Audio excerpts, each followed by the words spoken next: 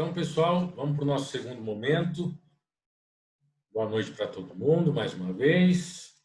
Vamos lá, último bloco antes da semana que vem. Nós terminamos, então, tutela antecipada, requerida em caráter antecedente. Estamos na sequência do código. Vimos o artigo 303 e 304. Agora a gente vai falar sobre cautelar. E as cautelares, requeridas em caráter antecedente, elas estão previstas do 305 até o 310. E essa vai ser a nossa última conversa do bimestre. Vamos falar sobre tutela de evidência agora. Não vai dar tempo. Vamos lá, então. Você já sabe o que é cautelar. As medidas cautelares elas existem com essa função protetiva de proteger o direito buscado pela parte, então de proteger a produção de provas, de proteger o processo, enfim. E ela começa a ser prevista no artigo 305. E nós temos lá nele a petição inicial da ação que visa a prestação de tutela cautelar em caráter antecedente indicará a lide e seu fundamento a mesma lógica da tutela antecipada. Ela tem que indicar a lide principal, o fundamento da lide principal, que ainda será apresentada, a exposição sumária do direito que se objetiva assegurar, o perigo de dano ou risco ao resultado útil do processo. Vamos dar nome às coisas aqui. Quando o artigo 305 coloca exposição sumária do direito que se objetiva assegurar, isso é fumus boni iuris, isso é aparência de direito. O artigo 305 só está reforçando aqueles requisitos que nós já vimos, requisitos esses importantes para a concessão de uma tutela de urgência. E além do fumus boni iuris, a última parte, esse perigo de dano ou risco ao resultado, é o periculum in mora, o risco dessa demora. Então, isso tem que ser demonstrado na petição inicial da cautelar. Fungibilidade. Aqui é um caso de fungibilidade, é o 305, parágrafo único. Caso entenda que o pedido a que se refere o caput tem natureza antecipada, o juiz observará o disposto no artigo 303. Nós temos ampla fungibilidade entre as tutelas de urgência. E isso é muito, muito importante, né? Vamos anotar. A ampla fungibilidade entre as tutelas de urgência. O que eu quero dizer com isso? Entre urgência e evidência, não tem fungibilidade. É entre cautelar e tutela antecipada, só entre as tutelas de urgência. Por quê? Porque os requisitos são os mesmos. São os mesmos requisitos para as duas. E aí é perfeitamente possível aplicar a regra da fungibilidade. Então, se o autor protocolou lá uma petição inicial antecedente que ele chamou de cautelar, mas ao receber o juiz verifica que aquilo lá não é cautelar, aquilo é tutela antecipada, está tudo certo. Ele recebe como se tutela antecipada fosse. E vice-versa, tá? Se a parte protocolou como tutela antecipada e o juiz recebe e fala, isso não é tutela antecipada, isso é cautelar. Qual é a consequência? Ele vai receber e interpretar como se cautelar fosse. Então, é possível essa fungibilidade. Dizendo assim por debaixo dos panos, não tem problema errar a tutela de urgência. Se o fundamento está demonstrado, o requisito está preenchido, isso não é motivo para o juiz indeferir. Errar o nome, errar o tipo da tutela de urgência. É claro que na OAB você não pode errar, mas na prática não há problema errar. Por que a gente tem que identificar e por que a fungibilidade é importante? É importante nós tecermos aqui uma crítica, né?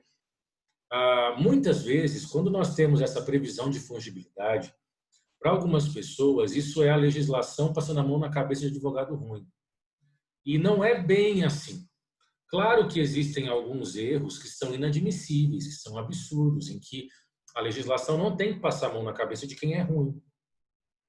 Mas existe uma zona que a gente chama de zona cinzenta, que não é tão simples assim identificar se é cautelar ou se é tutela antecipada. Existe uma confusão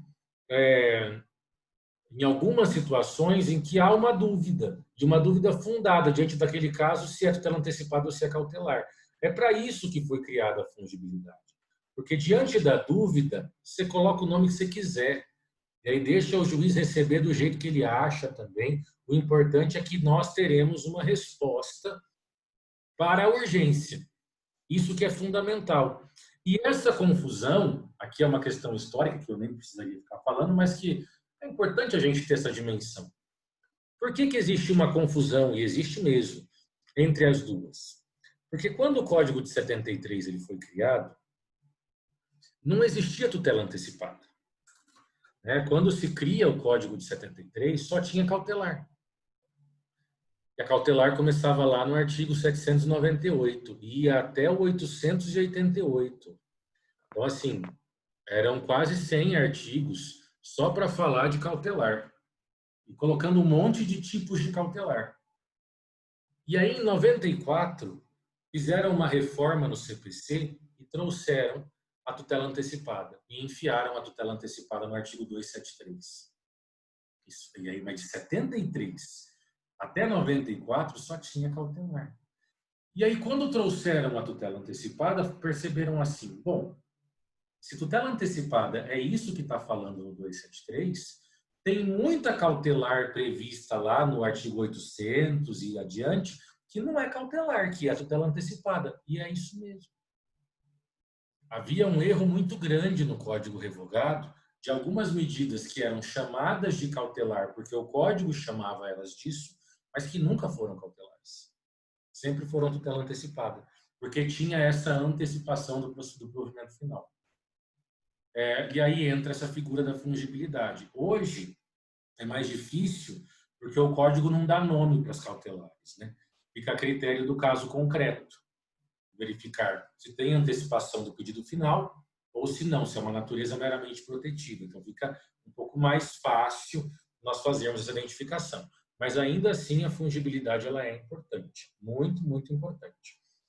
Próximo critério que a gente tem é quando a petição inicial da cautelar ela é protocolada, a cautelar antecedente, não se esqueça disso, e se for incidental, segue a regra geral, o réu ele é citado para contestar o pedido e indicar as provas que pretende produzir. Muito cuidado com os prazos. Particularmente, acho uma sacanagem esse tipo de modificação de prazo. Cada hora é um prazo diferente. Poderia o legislador do CPC ter unificado os prazos, deixado tudo 15 dias. Não é isso que atrasa o processo, gente. E facilitaria, porque cada hora é um prazo. As pessoas se perdem, é normal, mesmo porque isso de direito não tem nada, isso é regra formal besta. Mas, infelizmente, a contestação da cautelar, ela é em 5 dias. O réu é citado para contestar em 5 dias. Importante, tá?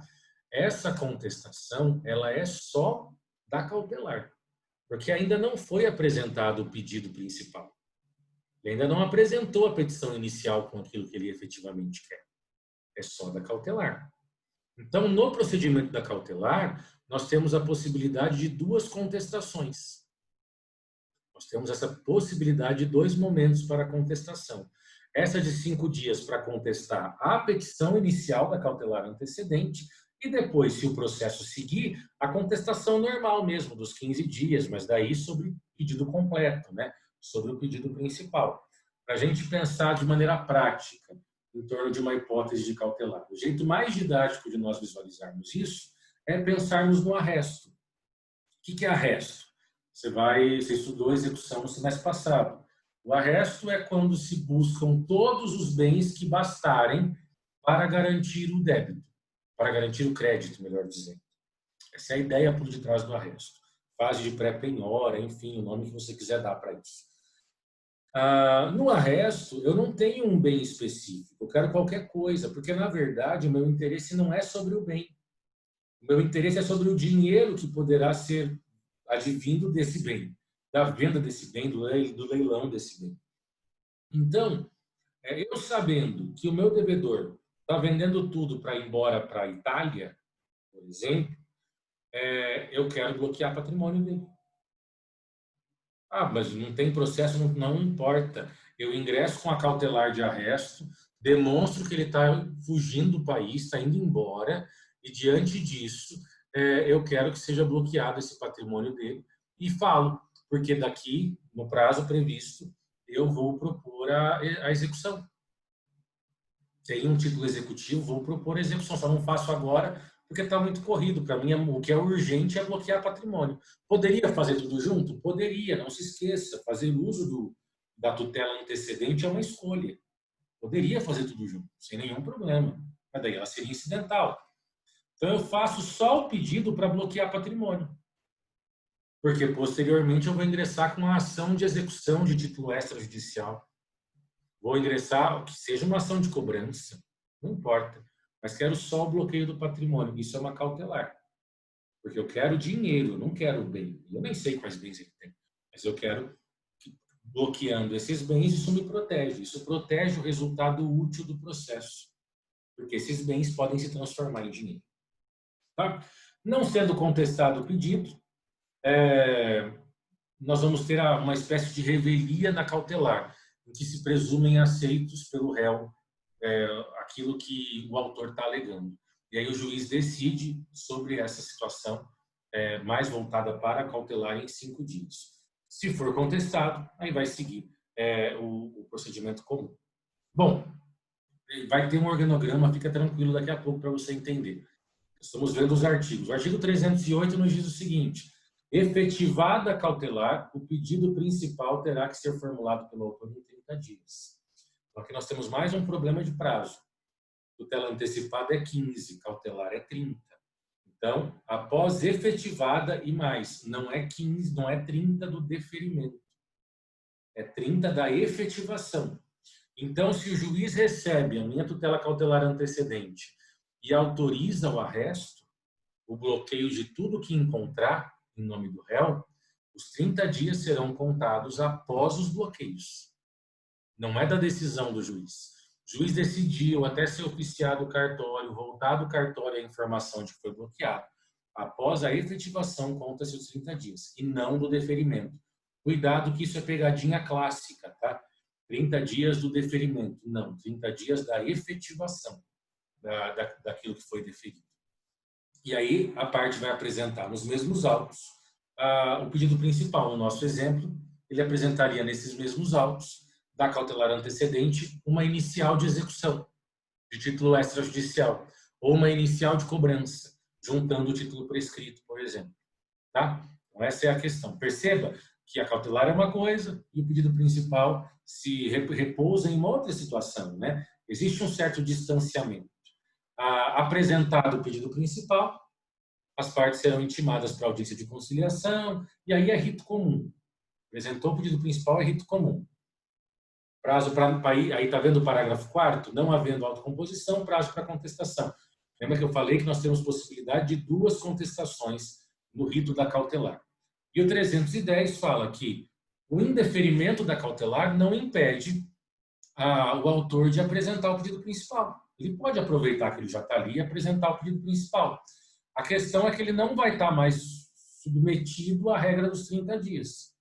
Porque essas 30 dias é após efetivada. Se ela for indeferida, ele teria liberdade ali para apresentar o pedido no tempo dele, claro, sem abandonar a causa. Não pode deixar o processo 1 ano parado para que ele se manifeste quando ele quiser. Olha como a representação da cautelar é bem mais simples do que a representação da tutela antecipada. Então, nós temos petição inicial de cautelar antecedente. Exemplo, petição inicial só para arresto, só para bloqueio de patrimônio do devedor. Eu nem tenho uma ação que diz que ele é devedor, mas eu tenho um título executivo não pago, eu tenho um cheque devolvido, enfim, que demonstra que ele me deve, que faz parte do fumus boni iuris, né? Foi concluso, normalmente, né? Concluso. O juiz recebe, ele tem que deferir ou indeferir. Se ele indefere, ao indeferir a situação, o autor pode apresentar o pedido principal e, da mesma maneira, o réu será citado para contestar. Prazo de 5 dias para o réu contestar a cautelar. Do mesmo jeito. E aqui fica muito a critério do autor. Normalmente, com o indeferimento, primeiro se cita o autor para depois ser informado o réu da situação.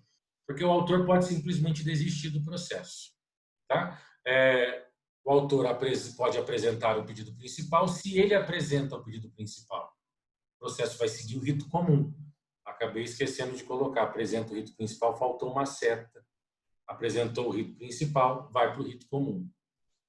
Se o réu não contesta, nós temos a possibilidade da revelia em relação à cautelar. Presume-se verdadeiro tudo aquilo que o autor alegou no âmbito da cautelar. Bom, se o juiz defere, determina que se realize o arresto, mesma coisa. O autor terá 30 dias para apresentar o pedido principal, contados da efetivação da medida, de quando o arresto foi realmente realizado.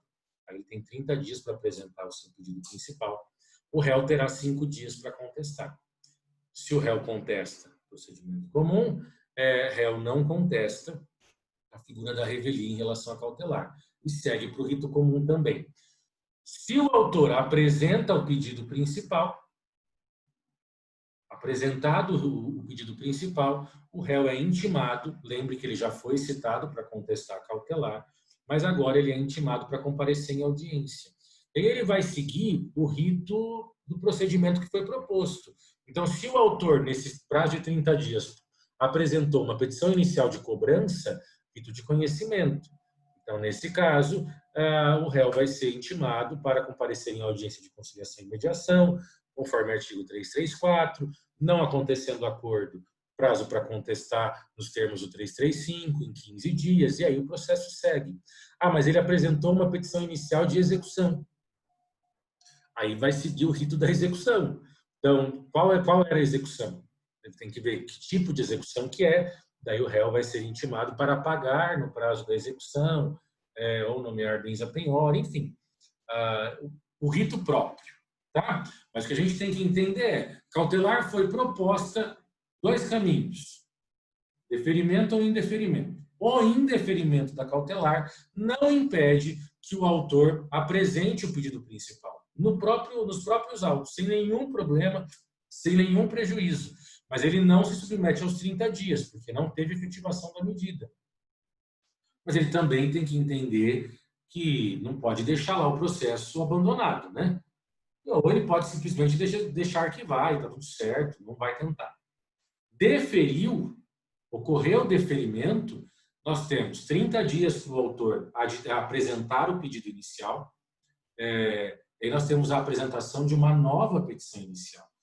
Note, o código não usa o termo aditamento. Por quê? Porque a cautelar não tem a ver com o pedido principal diretamente. O aditamento tem sentido porque a tutela antecipada era uma parte do pedido principal, do pedido completo, né? Então, agora ele vai apresentar uma outra petição inicial, porque o pedido é outro. Por isso que é 30 dias para apresentar o pedido principal, após a efetivação da medida. Apresentou o pedido principal, o processo segue o rito daquilo da inicial que foi apresentada. Se é uma inicial de conhecimento, procedimento comum. Se é uma inicial de execução, o rito da execução. E o processo segue normalmente. O réu é citado para contestar em 5 dias sobre a tutela, para contestar a petição inicial da cautelar, sobre a tutela cautelar mesmo, e aí ele pode se manifestar ou não se manifestar. Se ele contesta em 5 dias, o processo vai caminhar, vai continuar a briga dos dois. Se ele não contesta, nós teremos uma hipótese de revelia cautelar, onde vão ser presumidos verdadeiros o que o autor alegou em termos da cautelar, no exemplo do arresto. Se, vamos imaginar uma situação em que o juiz indeferiu a cautelar. Indeferiu a cautelar. O autor vai ser intimado do indeferimento e o réu vai ser citado para contestar a cautelar. Ele não contesta. Se ele não contesta, aconteceu a revelia. Então, temos uma presunção de que aquilo que o autor disse é verdade. Vamos imaginar que o juiz indeferiu a cautelar porque disse que não tem fumus boniuris.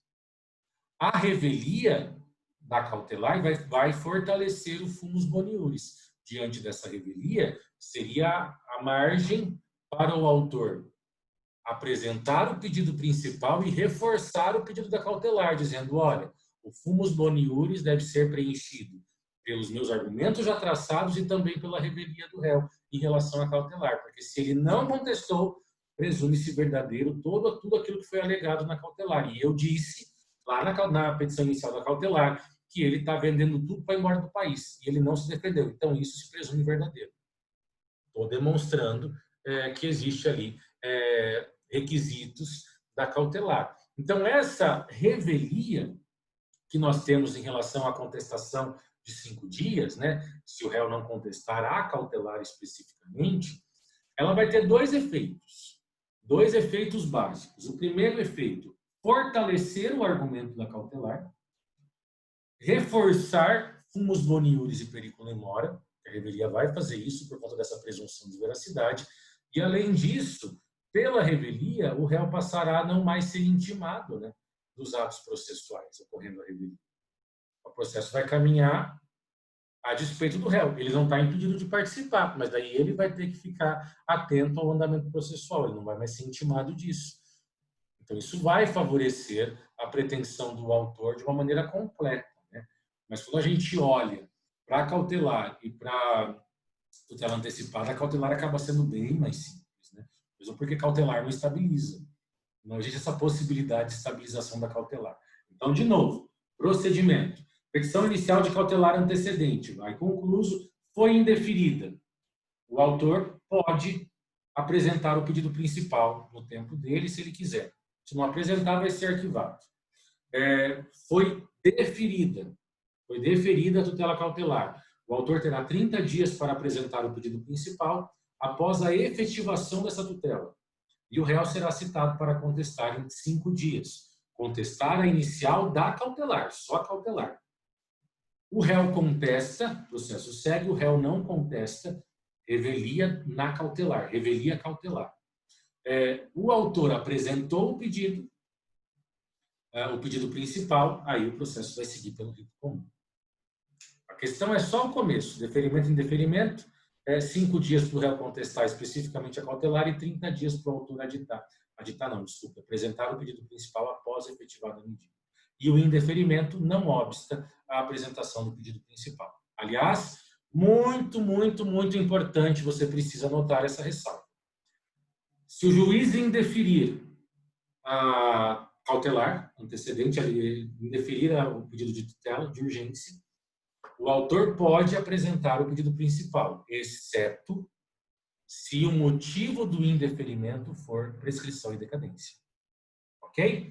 Então, se o juiz indeferiu a cautelar por reconhecer prescrição ou decadência, o autor não pode apresentar o pedido principal. Essa é a única exceção. No mais, se o motivo do indeferimento não foi prescrição e decadência, o autor pode apresentar o pedido principal, mesmo diante do indeferimento. Para fechar,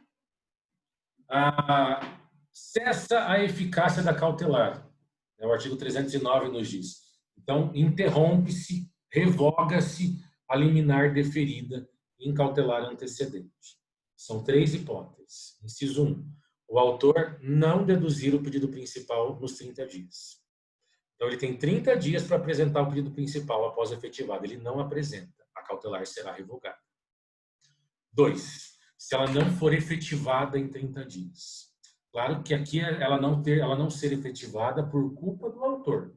Vamos imaginar que o autor peça para ser feito um bloqueio de um veículo do réu. E aí se faz a busca no domicílio do réu e não encontra um veículo. E aí o autor é intimado para apresentar o endereço onde se encontra o veículo. E ele simplesmente não se manifesta. Então vai passar os 30 dias e a medida não foi efetivada por culpa do autor. Porque se ele não tem a informação, então ele tem que expressamente dizer, não tenho essa informação. Vai haver revogação da tutela cautelar. E 3, se o juiz julgar improcedente o pedido principal. Então, depois da cautelar ser efetivada, vem o pedido principal. Vai caminhar e aí o juiz julga improcedente o pedido principal. Se julga improcedente o pedido principal, a cautelar morre junto. Lembra? Acessório segue o principal. Cautelar antecedente é acessória.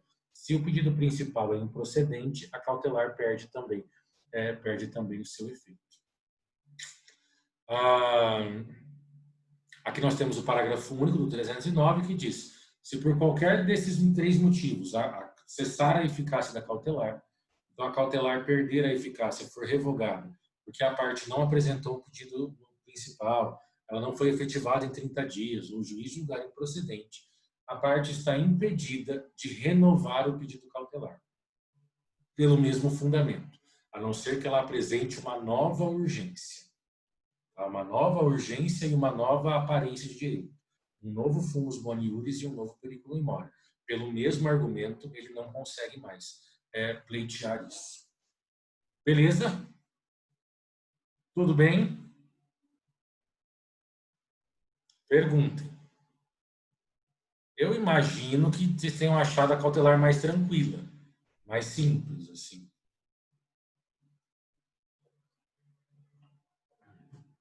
Bom, estou à disposição para as dúvidas. A nossa matéria vai terminar aqui, para avaliação. E aí, depois, quando nós voltarmos, a gente vai falar de tutela de evidência.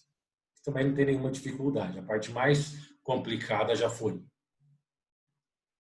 Tá? Pessoal, dá uma lida em todo o material, dá uma estudada. Tendo dúvida, ficando truncado ali em algum momento, me manda mensagem. Vocês têm o meu contato. Não fique com receio. Não tem nenhuma necessidade de ficar com receio de mandar a pergunta e tudo mais. Tá bom? Estou à disposição. No mais, desejo a todos uma boa noite. Se cuidem, juízo, bom final de semana, estudem. E nós vamos nos falando. Aviso se a prova vai ser pelo Moodle mesmo. Assim que eu receber o tutorial de como fazer as questões e conseguir fazer as questões. Aí eu aviso vocês. Tá bom? Até mais, então. Se cuidem. Obrigado pela presença de todos. Tchau, gente. Fiquem com Deus. Até mais. Tchau, tchau, professor. Bom final de semana. Valeu. Falou. Tchau, tchau.